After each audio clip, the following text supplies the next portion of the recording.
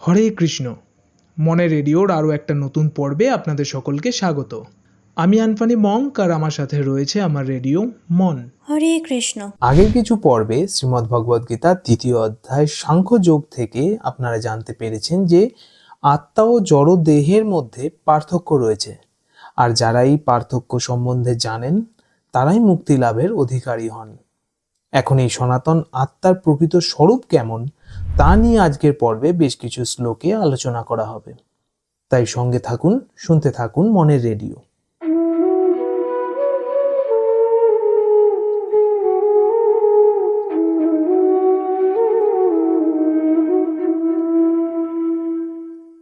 যারা প্রকৃত জ্ঞানী তাদের দেহ ও আত্মা উভয় বিষয়ে পূর্ণ জ্ঞান থাকে, তাই তারা কোনো পরিস্থিতিতেই দেহ বা আত্মা কারোর জন্যই শোকগ্রস্ত বা দুশ্চিন্তাগ্রস্ত হয়ে পড়েন না। না শত বিদ্যতে ভাব, না ভাব বিদ্যতে শত, উভয়োরপি দৃষ্ট অন্তস্তনয়স্তত্ত্বদর্শিভি। পূর্বেই আমরা আলোচনা করেছিলাম যে আমাদের এই জড় দেহ অসৎ, কিন্তু আত্মার প্রকৃতি হলো চিন্ময়, সৎ। তাই এখানে ভগবান অর্জুনকে বলছেন না শত বিদ্যতে ভাব, অনিত্য জড় বস্তুর অর্থাৎ জড় দেহে কোনো স্থায়িত্ব নাই, এবং না ভাব বিদ্যতে শত, নিত্য বস্তুর অর্থাৎ আত্মার কখনো বিনাশ হয় না। তত্ত্বদর্শীভি, তত্ত্বদ্রষ্টাগণ উভয়োপি দৃষ্ট, উভয়ের প্রকৃতি সম্বন্ধে অর্থাৎ এই জড় দেহ ও আত্মা উভয়ের প্রকৃতি সম্বন্ধে অবগত হয়ে এই সিদ্ধান্তে উপনীত হয়েছেন। তো এই আত্মার প্রকৃত স্বরূপ কেমন তা পরবর্তী শ্লোকে ভগবান স্পষ্টভাবে ব্যাখ্যা করছেন। অবিনাশী তু তদ্বিদ্ধি যেন সর্বমিদং ততম, বিনাশম অব্যয়স্য ন কশ্চিৎ কর্তুমর্হতি। যা সমগ্র দেহে পরিব্যাপ্ত হয়ে রয়েছে তাকে তুমি অবিনাশী বলে জানবে। সেই অব্যয় আত্মাকে কেউ বিনাশ করতে সক্ষম নয়। আকাশে সূর্য উঠলে যেমন তার প্রকাশ সর্বত্র ছড়িয়ে পড়ে, ঠিক তেমনি আত্মা কোনো জড় দেহে উপস্থিত থাকলে অনুভূতি ও চেতনার দ্বারা তার উপস্থিতি প্রকাশিত হয়। গোটা দেহ জুড়ে চেতনার প্রকাশ হলেও আত্মা কিন্তু খুবই সূক্ষ্ম হয়। শাস্ত্রে এই আত্মার আয়তন চুলের অগ্রভাগের 10,000 ভাগের 1 ভাগের সমান বলে বর্ণনা করা হয়েছে। শ্বেতাশ্বতর উপনিষদে এই ব্যাপারে ব্যাখ্যা করা হয়েছে যে বালাগ্র শতভাগস্য শতধা কল্পিতস্য চ, কেশাগ্রকে 100 ভাগে ভাগ করে তার একটি ভাগকে যদি আবার 100 ভাগ করা হয় তাহলে যে আয়তন হয়, ভাগ জীবস বিজ্ঞ স চ অনন্তায় কল্পতে। আত্মার আয়তনও ঠিক ততখানি হয়, এমনটাই বিদ্বানজন বলে গিয়েছেন। অর্থাৎ এই আত্মার আকার আয়তন একটি পরমাণুর থেকেও ছোট। আমরা খালি চোখে আমাদের দেহে যে কোষ রয়েছে তা দেখতে পাই না। তাহলে ভেবে দেখুন, যে সমস্ত এককোষী জীব রয়েছে এই জগতে, ব্যাকটেরিয়া বা যে ধরনের এককোষী জীব রয়েছে, তাদের মধ্যেও আত্মা বর্তমান রয়েছে। তাহলে আত্মা কতটাই সূক্ষ্ম, এতটাই সূক্ষ্ম যে তাকে কোনো প্রচেষ্টার দ্বারা বিনাশ করা সম্ভব নয়। কিন্তু জড়দেহের ধর্মই হচ্ছে বিনাশপ্রাপ্ত হওয়া। তা সেই মুহূর্তে বিনাশ হতে পারে অথবা কিছু সময় পরেও হতে পারে। আর সেই কথাই ভগবান পরবর্তী শ্লোকে অর্জুনকে বলছেন। অন্তবন্ত ইমে দেহা নিত্য শোক্তা শরীরিণ, অনাশীন প্রমেয়স্য তস্মাৎ যুদ্ধস্য ভারত। অবিনাশী, অপরিমেয় ও শাশ্বত আত্মার জড়দেহ অবশ্যই বিনাশশীল। অতএব হে ভারত, তুমি যুদ্ধ করো। এখন অনেকেরই মনে হতে পারে যে ভগবান অর্জুনকে বারবার যুদ্ধ করার জন্য নিযুক্ত করতে চাইছেন। তবে গীতাতে এখানে আমরা যে দেখতে পাই ভগবান অর্জুনকে যুদ্ধে নিযুক্ত করছেন, তা কিন্তু শুধুমাত্রই ধর্ম স্থাপন করার জন্য, কোনো রকম হঠকারিতার বশবর্তী হয়ে নয়। এরপর ভগবান কি বলছেন? য়এনং বেত্তি হন্তারং যশ্চৈনং মন্যতে হতম, উভৌ তৌ ন বিজানীত নায়ম হন্তি ন হন্যতে। যিনি জীবাত্মাকে হন্তা বলে মনে করেন কিংবা যিনি একে নিহত বলে ভাবেন, উভয়ই প্রকৃত জ্ঞানী নন। কারণ আত্মা কাউকে হত্যা করেনও না এবং কারোর দ্বারা নিহত হন না। বেদে কোনো জীবের প্রতি হিংসা আচরণ না করার নির্দেশ দেওয়া হয়েছে। মা হিংসাত সর্বাভূতানি। কিন্তু এখানে আবার বলা হয়েছে যে আত্মা নিহত হয় না। তার মানে এই নয় যে আত্মা বিনাশপ্রাপ্ত হয় না, এই বিচারের মাধ্যমে পশু হত্যাকে কোনো রকম ভাবে উৎসাহিত করা হচ্ছে, তা কিন্তু একেবারেই নয়। বিনা কারণে অন্যায়ভাবে কোনো জীবকে যদি হত্যা করা হয়, তা শাস্ত্রের বিধান অনুযায়ী পাপ কর্ম, দণ্ডনীয় অপরাধ, এবং রাষ্ট্রের আইন অনুযায়ীও তা শাস্তিযোগ্য। এই ব্যাপারে ভগবান শ্রীকৃষ্ণ পরবর্তী শ্লোকে আরো বিশদভাবে ব্যাখ্যা করেছেন। ন জায়তে ম্রিয়তে বা কদাচিন নায়ম ভূত্বা ভবিতা বন ভূয়ঃ অজো নিত্য শাশ্বতোয়ম পুরাণো ন হন্যতে হন্যমানে শরীরে। আত্মার কখনো জন্ম হয় না বা মৃত্যু হয় না। আত্মার কদাচিৎ উৎপত্তি হয়নি, হচ্ছে না, আর হবেও না। আত্মার জন্মরহিত, শাশ্বত, নিত্য এবং পুরাতন হলেও চিরনবীন। শরীর নষ্ট হলেও আত্মা কখনো বিনষ্ট হয় না। এই শ্লোকটাকে আমরা দুটি উদাহরণের মাধ্যমে খুব সুন্দরভাবে বুঝতে পারি। প্রথম, আকাশ মেঘাচ্ছন্ন থাকলেও দিনের আলোয় স্পষ্ট হয়ে যায় যে মেঘের আড়ালে সূর্য ঠিকই রয়েছে। একইভাবে আত্মাকে খালি চোখে দেখা না গেলেও এই শরীরের মধ্যে যে চেতনার প্রকাশ হয়, তা থেকেই জীবদেহের মধ্যে আত্মার উপস্থিতি প্রমাণিত হয়। ঠিক সেইভাবেই আমরা যদি দ্বিতীয় উদাহরণটি দেখি, যে রাতের অন্ধকারে সূর্যকে না দেখা গেলেও যেমন সূর্য আকাশে উপস্থিত থাকে, তা কেবল আমাদের দৃষ্টির আড়ালে থাকে, তাই আমরা মনে করি যে সূর্য অস্ত গেছে। তেমনি মানুষের মৃত্যু হলে মনে হয় যেন আত্মার মৃত্যু হয়েছে, কিন্তু তা ঠিক নয়। এই দেহের মৃত্যু হলেও আত্মা কিন্তু অবিনাশী। সে যখন আবার নতুন দেহ ধারণ করে জন্ম নেয়, তখন আবার তার উপস্থিতি আমরা অনুভব করতে পারি। ঠিক যেমন রাতের শেষে ভোরবেলা আবার সূর্যের উদয় হলে তার উপস্থিতি আমাদের নজরে আসে। সেই ভোরের সূর্যকে তখন একদম নতুন বলে মনে হয়, যদিও তা সে পুরনো একই সূর্য যা প্রতিদিন আমাদেরকে আলো তাপ দিয়ে চলেছে। ঠিক সেইভাবেই ভগবান এই শ্লোকে আত্মাকে পুরনো বলেছেন, অর্থাৎ আত্মার কোনো জন্ম বা মৃত্যু নেই, কেবল তার শরীরের জন্ম বা মৃত্যু হতে পারে, কিন্তু আত্মা অজ, চিরন্তন ও শাশ্বত। তাই ভগবান পরের শ্লোকে বলেছেন, বেদা বিনাশিনম নিত্যম জয়েন মজমব্যয়ম কথম স পুরুষ পার্থ কংঘাতয়তি হন্তিকম। হে পার্থ, যিনি এই আত্মাকে অবিনাশী, শাশ্বত, জন্মরহিত ও অক্ষয় বলে জানেন, তিনি কিভাবে কাউকে হত্যা করতে পারেন বা হত্যা করার কারণ হতে পারেন? অর্থাৎ ভগবান এখানে বলতে চেয়েছেন যে যিনি পূর্ণ জ্ঞানী, তিনি জানেন কোথায় কিভাবে কোন জিনিস প্রয়োগ করতে হয়। ধর্ম স্থাপনের খাতিরে হিংসা প্রয়োগ করা যেতে পারে। কোনো ব্যক্তি যদি কোনো অপরাধে প্রাণ নিয়ে নেন, তাহলে তাকে শাস্তি পেতে হবে, কারণ তার জন্য সমাজে আইন ব্যবস্থা রয়েছে। তাই সাধারণ মানুষ কোনো রকম হিংসাত্মক আচরণ করতে পারেন না, কিন্তু বিচারক চাইলে অপরাধে প্রাণদণ্ডের আদেশ দিতে পারেন। সেক্ষেত্রে বিচারককে কেউ হিংসাত্মক কাজ করেছে বলে অভিযুক্ত করবেন না, কারণ মনুসংহিতাতে জঘন্য অপরাধী বা আততায়ীদের প্রাণদণ্ডের নির্দেশ দেওয়া আছে, যাতে তার মহাপাপের জন্য পরবর্তী জীবনে তাকে আর ফল ভোগ করতে না হয়। তাই বিচারক অপরাধীদের প্রাণদণ্ড দিলে তাতে তার মঙ্গলই হয়। ঠিক একইভাবে ধর্ম স্থাপনের জন্য ভগবান শ্রীকৃষ্ণ যখন অর্জুনকে যুদ্ধ করবার নির্দেশ দিচ্ছেন, তাতে মনে হতে পারে যে তিনি হিংসার বিধান করছেন, কিন্তু তা মোটেই হিংসাত্মক নয়, তা হচ্ছে সুবিচারের স্বার্থে। তাই এই যুদ্ধে অর্জুনের কোনো পাপ হওয়ার সম্ভাবনা ছিল না। এবার পরবর্তী কিছু শ্লোকে ভগবান শ্রীকৃষ্ণ আত্মার প্রকৃতি সম্বন্ধে বর্ণনা করছেন। ভাসাংসি জীর্ণানি যথা বিহায় নবানি গৃহণাতি নরপরাণি তথা শরীরানি বিহায় জীর্ণানি সংজাতি নবানি দেহি। দ্বিতীয় অধ্যায়ের 22 নম্বর শ্লোকে ভগবান কি বলছেন, যে মানুষ যেমন জীর্ণ বস্ত্র পরিত্যাগ করে নতুন বস্ত্র পরিধান করে, দেহীও অর্থাৎ এই আত্মা দেহীও তেমনি জীর্ণ দেহ পরিত্যাগ করে নতুন দেহ ধারণ করে। যদিও ভগবানের ধামে প্রত্যেক আত্মার নিজস্ব স্বরূপ আছে, তবুও এই জড়জগতে এসে তাকে নানান রকম শরীর ধারণ করতে হয়। অনেকটা ঠিক ওই থিয়েটার বা নাটকে অভিনয় করার মতো। প্রত্যেক অভিনেতার নিজস্ব পরিচয় থাকা সত্ত্বেও বারবার অন্য পরিচয় গ্রহণ করে সে অভিনয় করে যায়, কিন্তু তারপরেও তার নিজের পরিচয় কিন্তু সে ভোলে না। কিন্তু আমরা সনাতন আত্মা পরমাত্মার অংশ হিসেবে নিজেদের যে স্বরূপ তা মনে করতে পারি না। আমরা নিজেদের স্বরূপ ভুলে গেছি, ফলে আমাদেরকে এই সংসারে বারবার এক এক জনিতে ভ্রমণ করতে হয়। আমরা ভুলে গেছি যে আমরা অজ, নিত্য, শাশ্বত, আমাদের জন্ম বা মৃত্যু নেই।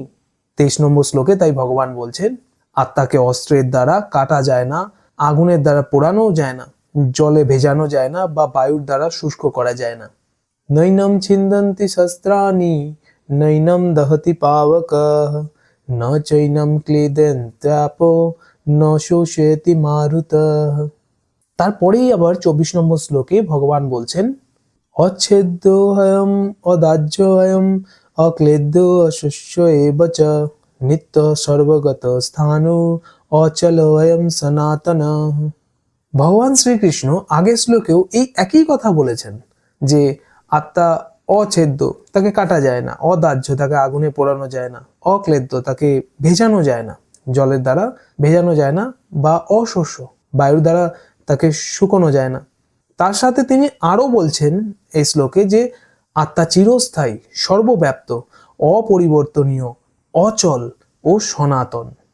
আসলে তিনি বারবার করে এটাই বোঝাতে চাইছেন যে আমাদের নিজেদের প্রকৃত স্বরূপ সম্বন্ধে আমাদের পূর্ণ জ্ঞান লাভ করা উচিত, কারণ এই বিষয়ে জ্ঞান প্রাপ্ত হওয়ার আর কোনো উপায় নেই। এই জ্ঞান প্রাপ্ত হওয়ার জন্য আমাদের শাস্ত্রের উপরেই নির্ভর করতে হবে। তারপরে শ্লোকেই আবার ভগবান বলছেন, অব্যক্ত অয়ম অচিন্ত অয়ম অবিকার্য অয়ম উচ্যতে তস্মাদেবং বিদিত্বৈনম নানুশোচিতমর্হসি। এই আত্মা অব্যক্ত, অচিন্ত ও অবিকারী বলে শাস্ত্রে উক্ত হয়েছে। অতএব এই সনাতন স্বরূপ সম্বন্ধে এই তত্ত্ব অবগত হয়ে দেহের জন্য আমাদের শোক করা একদম উচিত নয়।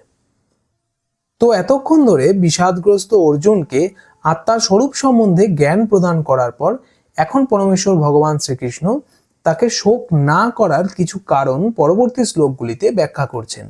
কি বলছেন আমরা 26 নম্বর শ্লোক থেকে দেখে নিই। অথ চৈনম নিত্যজাতম নিত্যম বা মন্যসে মৃতম তথাপি ত্বম মহাবাহো নৈনম শোচিতুমর্হসি। হে মহাবাহো, আর যদি তুমি মনে করো যে এই আত্মার বারবার জন্ম হয় এবং মৃত্যু হয়, তাহলেও তোমার শোক করা উচিত নয়। এই আত্মা যদি বারবার মৃত্যু হয় তাহলে সে আবার জন্ম নেবে, আবার যদি জন্ম নেয় তাহলে তার মৃত্যু হবেই কোনো না কোনো ভাবে। তাই এ বিষয়ে শোক করার কোনো মানেই হয় না। জাতস্য হি ধ্রুবো মৃত্যু ধ্রুবম জন্মমৃতস্য চ তস্মাৎ পরিহার্যে অর্থে নতম শোচিতুমর্হসি। প্রত্যেক জীবাত্মা তার জীবদ্দশাতে যে কর্ম করে সেই অনুসারে তার পরবর্তী জীবনে দেহ প্রাপ্ত হয়। তারপর কিছুকাল এই জগতে থাকার পর তাকে মৃত্যুবরণ করতে হয় আরেকটা দেহ লাভ করার জন্য। তাই জন্মগ্রহণ করলে মৃত্যুবরণ করতেই হবে, আর মারা গেলে আবার জন্মগ্রহণ করবেন। তাই এই বিষয়ে শোক করার কোনো কারণই থাকে না। তাই শ্রীকৃষ্ণ অর্জুনকে বলছেন, অব্যক্তাদীনি ভূতানি ব্যক্তমধ্যানি ভারত অব্যক্ত নিধনান্যেব তত্র কা পরিদেবনা। জীব যখন জন্ম নেয় সেই সময় তার জন্ম থেকে মৃত্যুর আগে অবধি যে স্থিতিকাল, সেই সময়টাতে তার প্রকাশ থাকে, তাকে দেখতে পাওয়া যায়। কিন্তু জন্মের আগে সে কি ছিল, কেমন অবস্থায় ছিল তা আমরা জানতে পারি না, আর মৃত্যুর পর কি হয় সেটাও আমরা জানতে পারি না। আসলে মানুষ নিজের প্রকৃত স্বরূপ ভুলে যাওয়ার কারণে এই প্রকার মোহগ্রস্ত হয়ে পড়ে। আশ্চর্যবৎ পশ্যতি কশ্চিদেনম আশ্চর্যবৎ বদতি তথৈব চান্নাহ আশ্চর্যবচ্চৈনমন্না শৃণোতি শ্রুত্বাপ্যন্যম বেদ না চৈব কশ্চিৎ। কেউ এই আত্মাকে আশ্চর্যবৎ দর্শন করেন, কেউ আশ্চর্য বলে বর্ণনা করেন, এবং কেউ আশ্চর্য জ্ঞানে শ্রবণ করেন, আর কেউ শুনেও তাকে আদৌ বুঝতে পারেন না। এই শ্লোক থেকে আমরা স্পষ্টই বুঝতে পারি যে শুধু মানুষ নয়, দেবতারাও, এমনকি ব্রহ্মাণ্ডের প্রথম সৃষ্ট জীব ব্রহ্মা, যাকে পরমেশ্বর ভগবান সর্বপ্রথম ভগবত তত্ত্বজ্ঞান দান করেছিলেন, সেই ব্রহ্মাও জীবাত্মার রহস্য উপলব্ধি করতে পারে না। এই রহস্য, এই আত্মতত্ত্ব জ্ঞান লাভের সহজ উপায় হচ্ছে স্বয়ং ভগবান শ্রীকৃষ্ণের মুখ নিঃসৃত ভগবদ গীতার বাণী শ্রবণ করা। ঠিক যেভাবে অর্জুন শ্রীকৃষ্ণের কাছ থেকে এই জ্ঞান শ্রবণ করেছেন, একইভাবে সবার উচিত কৃষ্ণতত্ত্বজ্ঞানী সদ্গুরুর কাছ থেকে এই জ্ঞান শ্রবণ করা ও যথাযথভাবে গ্রহণ করা। তো এরপর ভগবান বলছেন, হে ভারত, দেহে অবস্থিত এই আত্মা সর্বদাই অবদ্ধ, অতএব কোনো জীবের জন্য তোমার শোক করা উচিত নয়। দেহি নিত্যম অবদ্ধ অয়ম দেহে সর্বস্ব ভারত, তস্মাৎ সর্বাণি ভূতানি ন তম শোচিতুমর্হসি। ভগবান এখানে আবারও বলছেন যে আত্মাকে বিনষ্ট করা যায় না, আত্মা অমর, তাই যা নষ্ট হয় না তার ব্যাপারে শোক করার কোনো কারণ নেই। আবার কেউ যদি মনে করে যে দেহের ভেতর যে চেতনার প্রকাশ তা কেবলমাত্র রাসায়নিক বিক্রিয়ার দ্বারাই হয়, তাহলে তার ক্ষমতা সীমাবদ্ধ ও একটা সময় অবধি সীমিত থাকবে।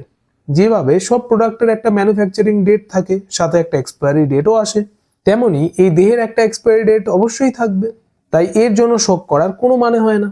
তো ভগবান এই কারণেই বারবার শোচিতুম অর্হসি এই শব্দটা প্রয়োগ করছেন, অর্থাৎ আত্মাকে বিনষ্ট করা যায় না, আত্মা অমর, তাই যা নষ্ট হয় না তার ব্যাপারে শোক করার কোনো কারণ নেই।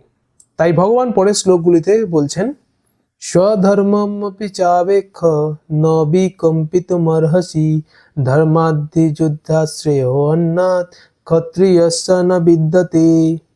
ক্ষত্রিয় রূপে স্বধর্ম বিবেচনা করে তোমার জানা উচিত যে ধর্ম রক্ষার্থে যুদ্ধ করার থেকে তোমার জন্য মঙ্গলকর আর কিছুই নেই, তাই তোমার দ্বিধাগ্রস্ত হওয়া উচিত নয়। পরের শ্লোকেই ভগবান বলছেন, যদৃচ্ছয়া চোপপন্নম স্বর্গদ্বারমপাবৃতম সুখী ন ক্ষত্রিয়াঃ পার্থ লভন্তে যুদ্ধমিদৃশম। হে পার্থ, না চাইতেই যেসব ক্ষত্রিয়ের কাছে স্বর্গদ্বার উন্মোচনকারী এই প্রকার ধর্মযুদ্ধে অংশগ্রহণ করার সুযোগ আসে, তারা সুখী হন। অথ চেত্যমিমম ধর্মম সংগ্রামম ন করিষ্যসি ততঃ স্বধর্ম কীর্তিম চ হিত্বা পাপমবাপ্স্যসি। তুমি যদি এই ধর্মযুদ্ধ না করো, তাহলে তোমার স্বীয় ধর্ম এবং যোদ্ধারূপ খ্যাতি থেকে ভ্রষ্ট হয়ে পাপ ভোগ করবে। অর্থাৎ অর্জুন এর আগে যখন বলেছিলেন এই যুদ্ধে কোনো লাভ নেই, এই পাপের ফলে অনন্তকাল ধরে তাদের নরক যন্ত্রণা ভোগ করতে হবে, তো সেই কথার পরিপ্রেক্ষিতে সমস্ত জগতের পরম শিক্ষাগুরু ভগবান শ্রীকৃষ্ণ তার এই মনোভাবের নিন্দা করেছেন। নিন্দা করে তিনি বলছেন যে তুমি যদি এই ধর্মযুদ্ধ না করো, তাহলে তোমার নিজের স্বধর্ম পালন না করার কারণে তোমাকে পাপ ভোগ করতে হবে। পরাশর স্মৃতিতে ব্যাসদেবের পিতা পরাশর মুনি বর্ণনা করেছেন, ক্ষত্রিয় হি প্রজারক্ষণ শস্ত্রপাণি প্রদণ্ডয়ন নির্জিত পরসৈনাদি শিতিং ধর্মেণ পালয়েৎ। সব রকম দুঃখ দুর্দশা থেকে রক্ষা করে প্রজা পালন করাই হচ্ছে ক্ষত্রিয়ের ধর্ম, এবং সেই কারণে নিয়ম শৃঙ্খলা বজায় রাখবার জন্য তাকে অস্ত্র ধারণ পূর্বক দণ্ডদান করতে হয়। তাই তাকে বিরোধী ভাবাপন্ন রাজার সৈন্যদের বলপূর্বক পরাজিত করতে হয়, এবং এইভাবে ধর্মের ভিত্তিতে তার পৃথিবী পালন করা উচিত। একইভাবে নীতিশাস্ত্রে বলা আছে যে কোনো রাজা অথবা ক্ষত্রিয় যখন যুদ্ধক্ষেত্রে তার প্রতি ঈর্ষান্বিত কোনো রাজার সঙ্গে সংগ্রামে রত হন, মৃত্যুর পর তিনি স্বর্গলোক গমন করার যোগ্য হন। তেমনি ব্রাহ্মণ যজ্ঞে পশু বলি দিলে স্বর্গ লাভ করেন। অর্থাৎ এখানে আমরা শাস্ত্রের কথা অনুযায়ী বলতে পারি যে আমাদের দেশে যে নিরাপত্তা বাহিনী রয়েছে, সৈন্যদল রয়েছে, তারা বহিরাগতদের আক্রমণ ঠেকানোর জন্য হাতে অস্ত্র তুলে নিতে পারে, তারা যুদ্ধ করতে পারে। আবার আগেও আমরা আলোচনা করেছিলাম যে বিচারক যদি চান কোনো অপরাধীকে প্রাণদণ্ডের নির্দেশ দিতে পারেন, কিন্তু কোনো সাধারণ মানুষ যদি প্রতিহিংসাবশত অন্য কোনো মানুষকে আক্রমণ করেন বা হত্যা করার চেষ্টা করেন, তাহলে তাকে আইনের চোখে অপরাধী বলেই ধরে নেওয়া হবে। তেমনি আবার একইভাবে বেদের কর্মকাণ্ডে পশু বলি দেওয়ার বিধান আছে। তাই ব্রাহ্মণরা যদি চান যজ্ঞে পশু বলি দিতে পারেন, কিন্তু সাধারণ মানুষ যদি নিজের ইন্দ্রিয় তৃপ্তির জন্য বা মাংসাহারের জন্য কোনো পশুকে হত্যা করেন, তাহলে তাকে অপরাধী বলেই মানা হবে। যদিও আমাদের সমাজে এরকম কোনো আইন ব্যবস্থা নেই, কিন্তু শাস্ত্রে অকারণে পশু হত্যাকেও অপরাধ বলেই গণ্য করা হয়। তো সব দিক থেকে বিবেচনা করলে দেখা যায় অর্জুনের যুদ্ধ থেকে বিরত থাকার কোনো কারণই ছিল না। যুদ্ধে যদি তিনি জয়লাভ করতেন তবে তিনি রাজ্য সুখ ভোগ করতেন, আর যুদ্ধে তার মৃত্যু হলে তিনি স্বর্গলোকে উন্নীত হতেন, যেখানে তার জন্য দ্বার ছিল অবারিত। উভয় ক্ষেত্রেই যুদ্ধ করাটা তার জন্য লাভজনক ছিল। পক্ষান্তরে বলা যায় যুদ্ধ করার জন্য অর্জুনকে নরকে যেতে হতো না, বরং যুদ্ধ না করার জন্যই তাকে নরকে যেতে হতো। তাছাড়াও যুদ্ধ শুরু হওয়ার পূর্বেই যদি অর্জুন যুদ্ধক্ষেত্র পরিত্যাগ করতেন, তাহলে সকলে তাকে কাপুরুষ বলতো। একজন ক্ষত্রিয়ের জন্য এই প্রকার নিন্দা মৃত্যুর থেকেও নিকৃষ্টতর। এর চেয়ে বেশি অসম্মানজনক আর কিছুই হতে পারে না। আর সেই কথাই পরবর্তী শ্লোকে ভগবান স্পষ্ট করে জানিয়ে দিয়েছেন। অকীর্তিম চাপি ভূতানি কথয়িষ্যন্তি তে অব্যয়াম সম্ভাবিতস্য চ কীর্তিম মরণাদতিরিচ্যতে। যে সমস্ত মহারথীরা তোমার নাম ও যশের জন্য উচ্চ ধারণা পোষণ করে, তারাই তুমি ভয়বশত যুদ্ধক্ষেত্র পরিত্যাগ করছো বলে মনে করবে এবং তাই তোমাকে তুচ্ছ জ্ঞান করবে। ভয়াদ রণাদুপরতম মংসন্তি ত্বাম মহারথা येषां च त्वं बहुमत भूत्वा जास्यसि लाघवम्। अवाच्यवादांश्च बहून् वदिष्यन्ति त्वबाहिता निन्दन्तस्तव सामर्थ्यं ततो दुःखतरं नु किम्। আর তোমার শত্রুরা তোমার সামর্থ্যের নিন্দা করে বহু অকথ্য কথা বলবে, তার চেয়ে অধিকতর দুঃখদায়ক তোমার পক্ষে আর কি হতে পারে। হতো বা প্রাপ্স্যসি স্বর্গম জিত্বা বা ভক্ষসি মহিম তস্মাৎ উত্তিষ্ঠ কৌন্তেয় যুদ্ধায় কৃত নিশ্চয়। হে কুন্তিপুত্র, এই যুদ্ধে নিহত হলে তুমি স্বর্গ লাভ করবে আর জয়ী হলে পৃথিবী ভোগ করবে। অতএব যুদ্ধের জন্য দৃঢ় সংকল্প হয়ে উত্থিত হও। নিজের কর্তব্য পালন করার জন্য প্রত্যেক মানুষকে কিছু না কিছু কর্ম করতেই হয়, কিন্তু সেই ব্যক্তির সব কার্যকলাপ যদি সর্বতভাবে কৃষ্ণ ভাবনাময় হয়, তাহলে এর জন্য তাকে কোনো সুখ দুঃখ লাভ ক্ষতি নিয়ে বিবেচনা করতে হয় না। সেই কথাই পরের শ্লোকে ভগবান শ্রীকৃষ্ণ অর্জুনকে বলছেন। সুখ দুঃখে সমে কৃত্বা লাভ লাভ জয়া জয়ৌ তত যুদ্ধায় যুজ্যস্য নৈবম পাপমাবাপ্স্যসি। সুখ দুঃখ লাভ ক্ষতি ও জয় পরাজয়কে সমান জ্ঞান করে তুমি যুদ্ধের নিমিত্তই যুদ্ধ করো, তাহলে তোমাকে পাপের ভাগী হতে হবে না। এ ব্যাপারে শ্রীমদ্ ভাগবতের 11তম স্কন্ধে বলা হয়েছে, যিনি সমস্ত কর্তব্য কর্ম পরিত্যাগ করে শ্রীকৃষ্ণ বা মুকুন্দের চরণে নিজেকে সর্বতোভাবে উৎসর্গ করেছেন, তিনি দেবতা, ঋষি, জনসাধারণ, পিতৃপুরুষ কারোর কাছে ঋণী বা বাধিত থাকেন না। অর্থাৎ এর তাৎপর্য হলো এই যে সবকিছু ভগবান শ্রীকৃষ্ণর জন্যই সম্পাদন করা উচিত। এটাই হচ্ছে অপ্রাকৃত চেতনা। তার ফলে কর্মের কোনো প্রতিক্রিয়া থাকে না, সত্যগুণেই হোক বা রজগুণে। যে নিজের ইন্দ্রিয়ের তৃপ্তি সাধন করার জন্য কর্ম করে, তাকে প্রতিক্রিয়া স্বরূপ ভালো বা মন্দ ফল ভোগ করতে হয়। কিন্তু যে কৃষ্ণ ভাবনাময় কার্যকলাপে সর্বতোভাবে আত্মনিয়োগ করেছে, তার আর সাধারণ কার্যকলাপের মতো কারোর কাছে বাধ্যবাধকতা থাকে না, বা কারোর কাছে সে ঋণীও থাকে না। তো এরপর 39 নম্বর শ্লোকে ভগবান শ্রীকৃষ্ণ বলছেন, এষা তে অভিহিতা সাংখ্যে বুদ্ধির যোগে তিমাং শৃণু বুদ্ধ্যা যুক্ত জয়া পার্থ কর্মবন্ধং প্রহাস্যসি। হে পার্থ, আমি তোমাকে সাংখ্যযোগের মাধ্যমে এই জ্ঞানের কথা বললাম। এখন নিষ্কাম কর্ম সম্পাদনের মাধ্যমে বুদ্ধিযোগের কথা শ্রবণ করো, যার দ্বারা তুমি কর্মবন্ধন থেকে মুক্ত হতে পারবে। তো এতক্ষণ ধরে অর্জুনকে ভগবান শ্রীকৃষ্ণ সাংখ্যযোগের কথা বলছিলেন।